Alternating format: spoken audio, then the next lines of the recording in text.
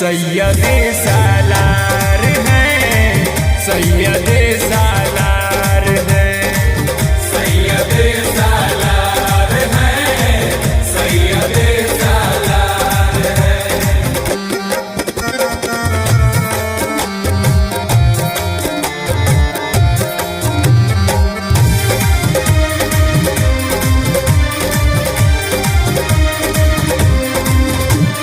Music by Jaswant Kumar.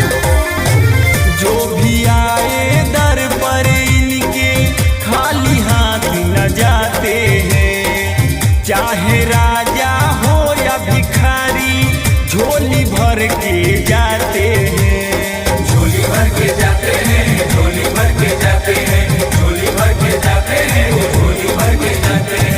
उनके दर के शान निराली, उनके दर के शान निराली, सबका बेड़ा पार है मेरे मकसूद गाजी। सैयदे सालार हैं, सैयदे सालार हैं, सैयदे सालार हैं, सैयदे सालार हैं।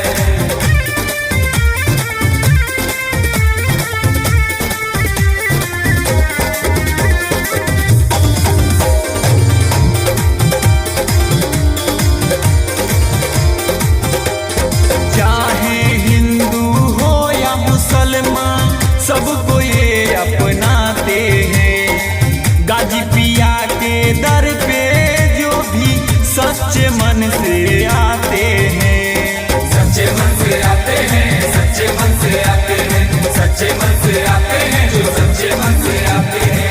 बिगड़ी किस्मत बन जाती है, बिगड़ी किस्मत बन जाती है, ऐसा ये दरबार है मेरे मकसूद गाजी। सैयदे